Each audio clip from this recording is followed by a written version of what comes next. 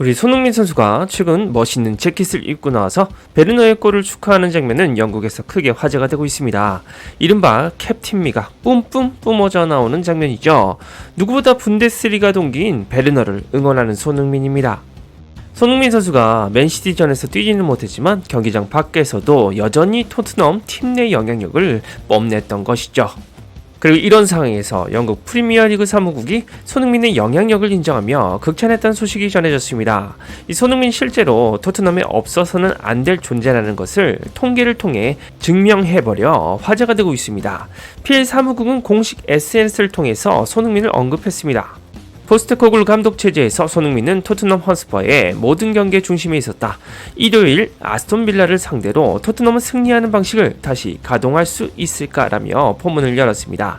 맨시티를 잡아내고 상승세를 탄 토트넘이 이제 리그에서 빌라를 상대하게 되기 때문이죠. 무엇보다 손흥민의 출전이 기대되는 경기입니다. 토트넘은 11월 3일 오후 11시 홈에서 빌라와 EPL 10라운드를 펼칩니다. 빌라가 현재 리그 4위이기 때문에 이 8위인 토트넘이 도전자인 입장입니다.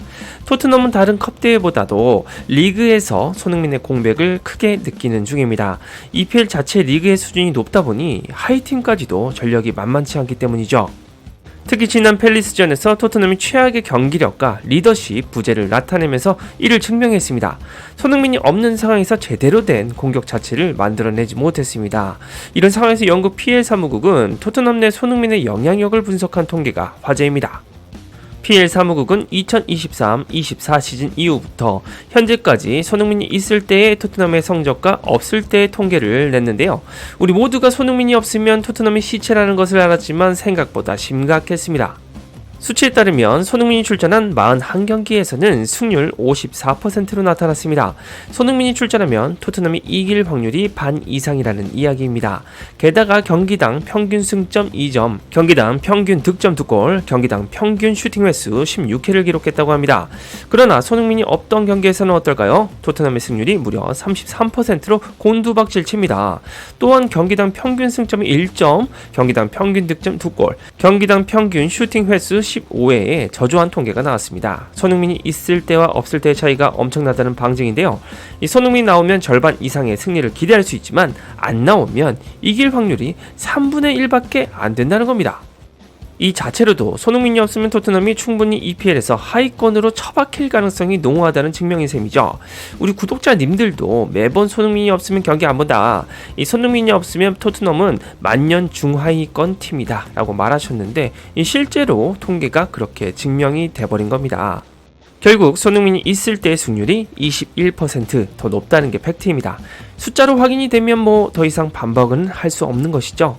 하지만 이런 토트넘이 이 손흥민을 등에 업고 리그에서 시너지를 낼 기회가 미뤄질 가능성이 높다는 소식도 전해졌습니다. 스포츠 의사 라지팔 브라르 박사의 진단이 부정적이기 때문이었는데요. 손흥민이 다음 경기에 뛰기 어려울 것이라는 소견을 전했다고 합니다.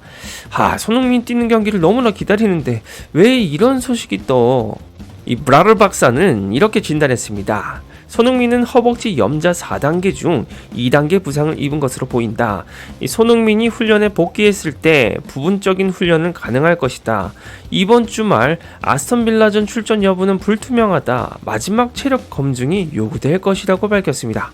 리그에서 유독 기복이 심한 토트넘이기 때문에 이 소식은 매우 큰 충격일 겁니다. 그럼에도 불구하고 저는 빌라전까지 손흥민의 빠른 회복을 기대해봅니다. 손흥민의 이런 증명된 영향력 때문일까요? 계약 기간을 8개월 남겨놓은 가운데 손흥민을 종신 계약시켜야 된다는 주장이 영국에서 나왔습니다. 이 토트넘 스퍼스웹이 구단에 손흥민과의 장기 재계약을 촉구했다는 소식이죠. 이 토트넘이 지금 당장 새 계약을 체결해야 하는 5명의 선수가 있다면서 이 손흥민과 벤 데이비스, 비수마, 로메로, 클루셉스키를 거론했다고 합니다. 사실상 토트넘은 이 후보 중에서 고민하고 있는 선수들이 2명이 있죠. 바로 베스트 프렌드인 손흥민과 벤 데이비스입니다. 손흥민과 데이비스는 30대가 넘었기 때문에 현재 어린이집을 만들고 있는 토트넘 프로젝트와는 방향이 다르기 때문입니다. 스퍼스웹은 그렇지만 손흥민은 무조건 잡아야 한다고 봤습니다. 토트넘에서 성사 가능한 모든 새 계약을 합쳐도 손흥민 계약은 가장 생각할 필요가 없는 일이다. 이 토트넘의 주장의 형 계약은 이번 시즌과 함께 끝난다. 구단은 손흥민의 형 계약을 1년 연장할 수 있는 옵션을 갖고 있다. 하지만 재계약을 통해 손흥민을 선수 생활 마지막까지 보호하는 게 훨씬 더 현명할 것이라고 주장했습니다. 영국에서도 1년 연장해서 뭐 하겠냐고 판단했네요. 아예 새로운 장기 계약을 체결하는 것이 당연하다고 주장한 겁니다. 또한 손흥민의 대체할 수 없는 측면을 강조했습니다.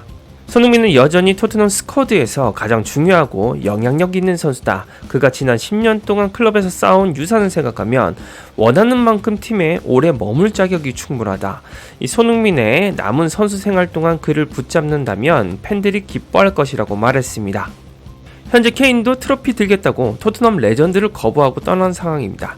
때문에 손흥민이 그야말로 토트넘에서 살아있는 레전드로 남아있는 상태인데요. 올 시즌 초반 안타깝게도 부상으로 출전하지 못하고 있지만 EPL 레전드임에는 확실합니다. 프리미어리그에서 이번 시즌 3골을 추가하면서 프리미어리그 통산 득점 공동 19위까지 순위가 올랐습니다. 이제 2골만 더 넣으면 125골을 기록 중인 공격수 니콜라 아넬카, 로비킨의 통산 득점 기록을 넘어서게 됩니다. 그렇게 리그 경기에 손흥민이 부상으로 빠진 것이 기록을 미루게 되어 아쉬운 포인트이긴 하죠. 토트넘 역사를 넘어 프리미어리그 역사의 한 페이지를 장식하는 선수가 되는 중입니다. 토트넘은 무조건 손흥민과 1년 계약 연장을 할 겁니다. 그리고 손흥민도 팀에 대한 충성심을 고려하면 거부할 확률이 낮다는 게 전문가들의 평가입니다. 그런데 중요한 것은 토트넘의 속내겠죠. 연장 옵션을 발동한다고 손흥민과의 장기 동행을 의미하는지는 지켜봐야 하기 때문입니다. 손흥민을 내년에 자유계약으로 이적료 없이 내주지 않겠다는 의지가 더 커 보이죠. 일단 2026년 6월까지로 계약 기간을 연장한 다음 결정을 하겠다는 것으로 보입니다.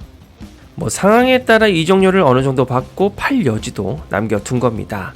그런데 솔직히 연장 옵션 발동 자체가 손흥민에 대한 모독입니다. 손흥민은 클럽의 레전드이고 더 뛰게 된다면 연봉을 더 올려주는 것은 예우입니다. 하지만 현 계약 옵션이 발동되면 손흥민의 주급은 그대로인 채 1년 더 연장됩니다. 손흥민 마케팅 효과로 엄청난 수익까지 올리고 있는 토트넘이 해서는 안 될 행동이죠. 손흥민 선수도 이런 지대한 팀 내 영향력에도 이별을 고려하고 있기는 한 상태입니다. 손흥민은 향후 클럽을 떠날 것에 대해 이렇게 말했는데요. 언젠가 내가 이 구단을 떠나는 날이 오더라도 여러분 모두가 웃길 바라고 모두가 나를 레전드라고 말하는 모습을 보고 싶다라고 말했습니다. 손흥민 선수도 사실 토트넘과 내년 6월 이후 거치가 불확실하다는 것을 나타낸 것이죠. 사실 저도 손흥민 선수가 이적한다면 토트넘에 대한 관심을 안 가질 것 같습니다. 그들이 손흥민에게 대우하지 못하고 보낸다면 성적이 수직 낙하하는 것은 기정사실이라고 생각합니다. 여러분들은 영국이 주목한 손흥민의 지대한 영향력과 종신계약 주장 어떻게 생각하시나요? 축구용이었습니다.